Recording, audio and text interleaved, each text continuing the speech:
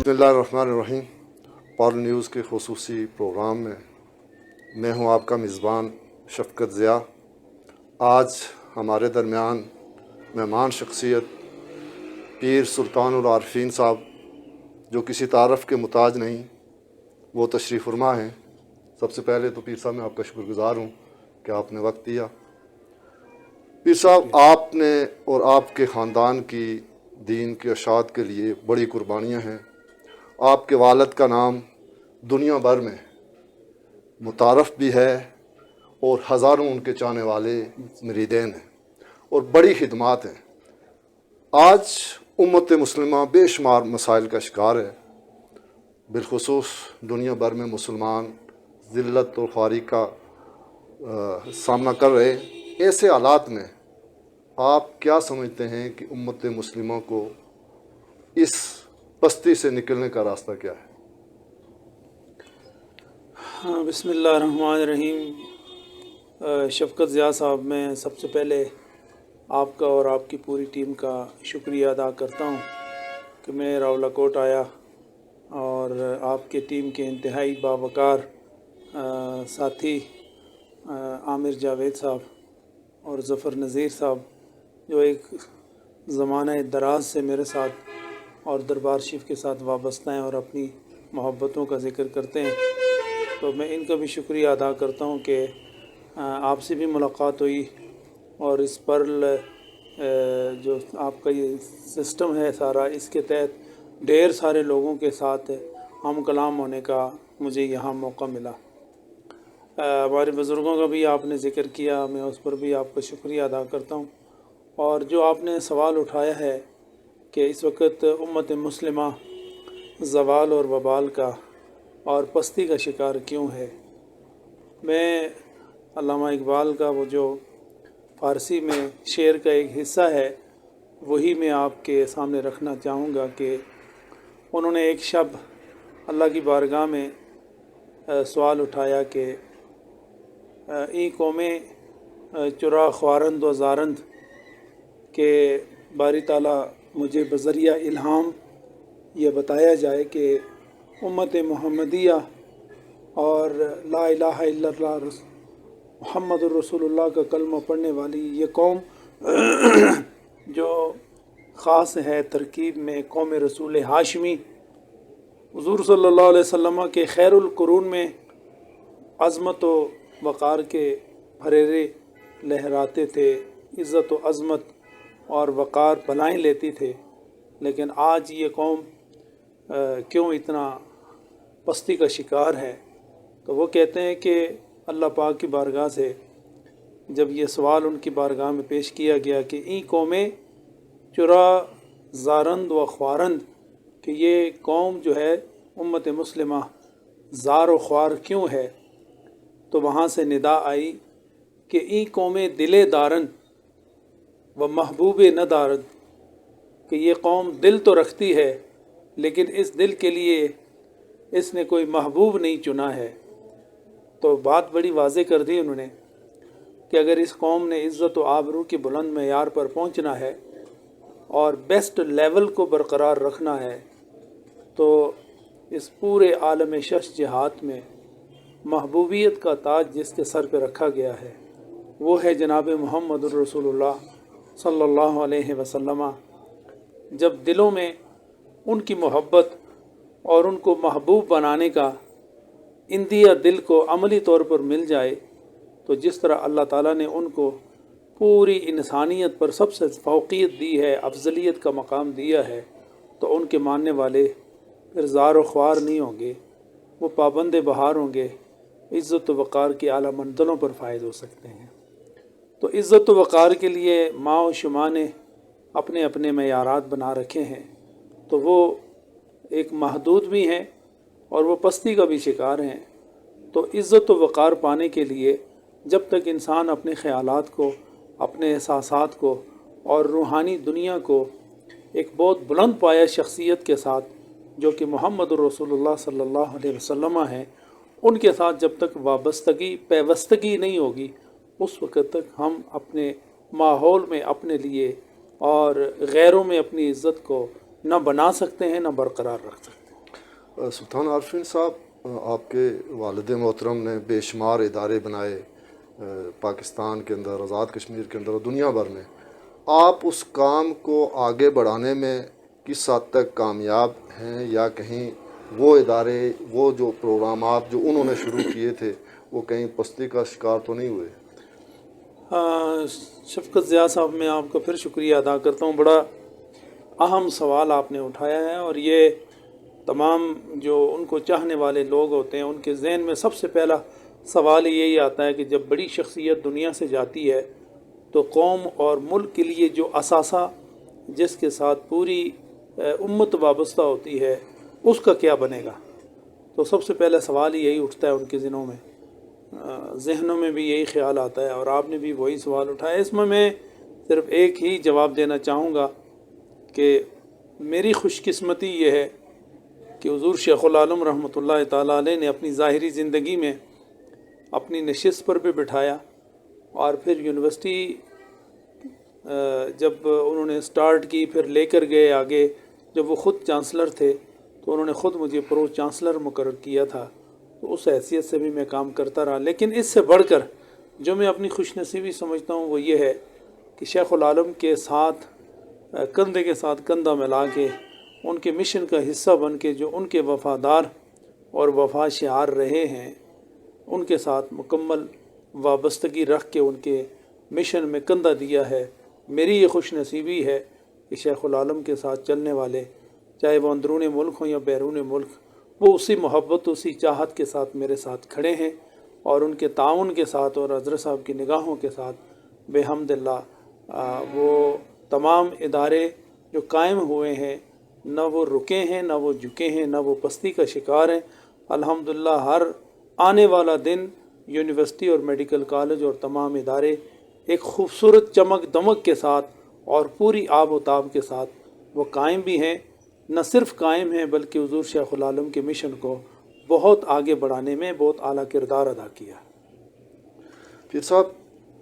آج کے دور میں بہت سارے روحانی طور پہ کام کرنے والے لوگ بہت ہی اپنے آپ کو بھی ہر طرح کی شریعت کے اصولوں سے آزاد سمجھتے ہوئے اور ان کے مریدین بھی، تو ایسے میں کیا آپ یہ نہیں سمجھتے کہ آپ نے تو آپ کا خاندان اور آپ کے والد صاحب تو ایک بڑا نام رہے، تو یہ اس جو روحانی دنیا ہے اس کے اندر جو اس طرح کے لوگ آئے ہیں، تو کیا آپ ان کے لیے کیا پیغام دینا چاہیں گے کہ وہ اس کا اصل جو مشن تھا، جو مقصد تھا، اس سے ہٹ کے شریعت سے ہی ہٹ کے اس کے جو نقصانات ہو رہے ہیں اس پہ آپ کیا کہنا چاہیں گے؟ میں سب سے پہلے تو یوں کہوں گا کہ جب سے شریعت اور طریقت کے درمیان بعد المشرقین یعنی بہت بڑا ایک شگاف ڈالا گیا ہے کہ شریعت الگ چیز ہے اور طریقت الگ چیز ہے. شریعت وہ ہے جو قرآن و حدیث میں ہے، اور طریقت جو ہے یہ براہ راست جو ہے اللہ سے وابستگی کا نام ہے. تو یہ وہ فضول اور لا یعنی قسم کے خیالات ہیں جس کی کوئی بنیاد نہیں ہے. سب سے پہلے شریعت ہے، اور شریعت کا جو باطنی پہلو ہے وہ طریقت ہے. شریعت کا ظاہر یہ ہے کہ انسان جب نماز پڑھے تو اس کے ابتدائی، درمیان اور انتہائی تمام امور کو بہت اچھے طریقے سے ادا کیا جائے. اور اس کا طریقت کا پہلو، روحانی پہلو اس کا یہ ہے کہ آپ جو نماز ادا کر رہے ہیں وہ جس کے لیے ادا کر رہے ہیں اس کی رضا حاصل ہے، اس کی طرف آپ کا دل و روح مائل ہے. یہ وہ باطنی پہلو ہے جو شریعت کے ساتھ وابستہ ہے. تو اگر شریعت کو ہی ختم کر دیا جائے تو طریقت کی تو بنیاد ہی نہیں پڑتی. وہ میں سمجھتا ہوں بڑی بد نصیبی ہے کہ جو لوگ شریعت کو اور طریقت کو درمیان سے اس کے ربط کو ختم کر کے اپنے من پسند چیزوں کو طریقت کا نام دے کر شریعت پر جو انہوں نے داغ ڈالا ہے، میں سمجھتا ہوں اس وقت امت مسلمہ یہ وہ بدترین لوگ ہیں جنہوں نے اچھے اور روحانی لوگوں پر بھی اعتراضات چھوڑے ہیں اور سوالات اٹھائے ہیں. میں ان تمام ان خیالات کو کنڈم کرتا ہوں جن کا قرآن و حدیث سے کوئی تعلق نہیں ہے، جس کا شریعت مطہرہ کے ساتھ کوئی تعلق نہیں ہے. اگر شریعت ہے تو طریقت ہے، اگر شریعت نہیں ہے تو پھر طریقت بھی نہیں ہے. اور الحمدللہ اللہ اور مصطفیٰ نے نبی پاک کی امت کے لیے جو شریعت مطہرہ نازل فرمائی ہے جس کا تعلق آسمانی حدود کے ساتھ بھی ہے اور زمینی حقوق کے ساتھ بھی موجود ہے، تو جب تک شریعت ہے اور شریعت انشاءاللہ قیامت تک رہے گی، اور طریقت جو اس کے زیر سایہ ہوگی اس کی روشنی میں ہوگی، وہ بھی قیامت تک رہے گی۔ البتہ شیطان اور نفس کا جس طرح شروع سے برسر پیکار رہنا ثابت ہوا ہے، تو جس دور سے بھی گزرے تو اس کے مخالف اس کے ساتھ ساتھ ہوتے ہیں۔ تو الاشیاء تعرف بازدادہا، تو حقیقت جو ہے وہ اپنی ضد سے پہچانی جاتی ہے، تو جہاں طریقت حقیقت کے ساتھ موجود ہو وہاں اس کی ضد بھی موجود ہوتی ہے، تو ضد ہی سے پتہ چلتا ہے کہ حقیقت کیا ہے اور غیر حقیقت کیا ہے۔ تو جو اہل بصر، اہل نظر، اہل فکر ہیں وہ سمجھ سکتے ہیں کہ ہر وہ چیز جو قرآن میں موجود ہے وہ شریعت ہے، وہی طریقت ہے، اور جس کا وجود نہ قرآن میں ہو نہ حدیث میں ہو اس کی حقیقی طور پر کوئی وجود نہیں۔ سلطان عارفین صاحب، آپ دنیا بھر میں دوروں پہ بھی جاتے ہیں، کشمیر کے مظلوم مسلمان ایک عرصے سے جدوجہد کر رہے ہیں، تو ان کے حوالے سے بھی آپ کے پروگرام کا کوئی حصہ ہوتا ہے؟ آپ ان کی آواز بھی اٹھانے کے لیے یا ان کے لیے بھی کوئی کام کرتے ہیں؟ آپ کے دیگر کاموں میں یہ بھی شامل ہے؟ میں جہاں بھی جاتا ہوں بڑے بڑے اجتماعات ہوتے ہیں اور چھوٹے اجتماعات بھی ہوتے ہیں، تو جب بھی دعا کا موقع آتا ہے تو میں اپنی کشمیری مسلمان بھائیوں کے لیے دعا کرتا ہوں کہ اللہ پاک انہیں آزادی عطا فرمائے۔ ہمارے کشمیر کے مظلوم مسلمان میں سمجھ سکتا ہوں اور آپ ہی بخوبی سمجھ سکتے ہیں کہ اس وقت ان کو جس مدد کی ضرورت ہے، اگر قرآن و حدیث کی روح سے انہیں وہ مدد بہم پہنچائی جائے اور مقبوضہ کشمیر کو سیاست کے بینٹ نہ چڑھایا جائے، تو یہ 1 گھنٹے کے اندر اندر اس کا فیصلہ ہو سکتا ہے، اور فیصلہ وہی ہے جو قرآن و حدیث کا ہے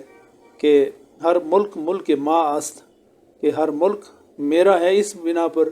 کہ لا الہ الا اللہ محمد الرسول اللہ پڑھنے والا وہ ہمارا بھائی ہے۔ اور علامہ اقبال نے کہا تھا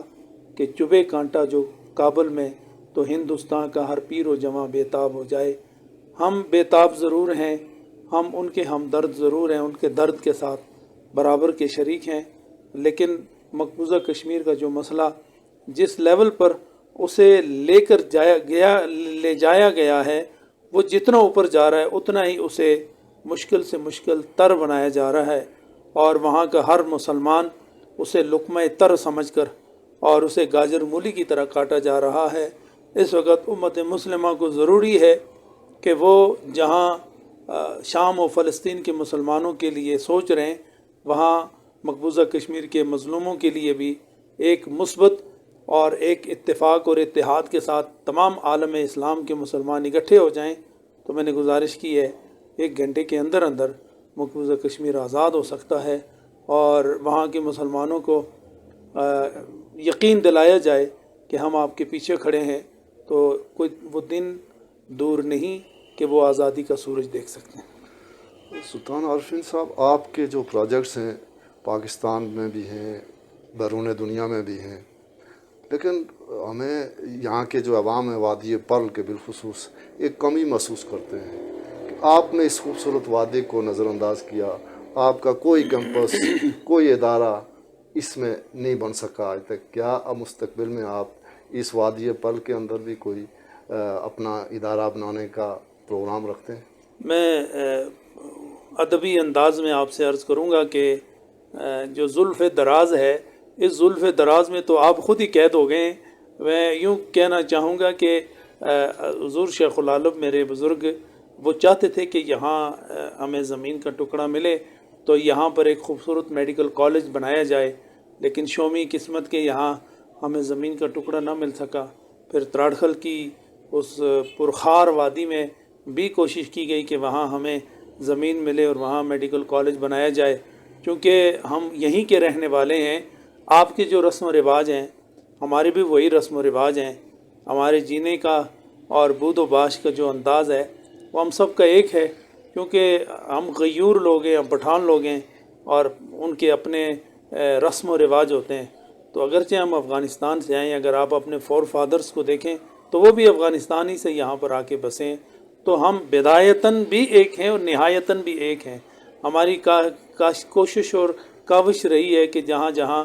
ہمارے قبیلے کے اہل ایمان لوگ موجود ہیں، جس قدر ممکن ہو سکے ان کو دینی طور پر، ان کو اخلاقی طور پر اور ان کو صحت کی بنیاد پر، ان کو تعلیم کی بنیاد پر ایسی سہولت بہم پہنچائی جائے جو ان کے لیے عزت کا باعث بن سکتا ہے. تو آپ کوشش فرمائیں کہ یہاں ہمیں جگہ ملے. تو جگہ جب ملے گی انشاءاللہ پہلے تو دل تلاش کریں جس کے لیے ایک محبوب کو لایا جائے. تو یہ ساری چیزیں ہو سکتی ہیں،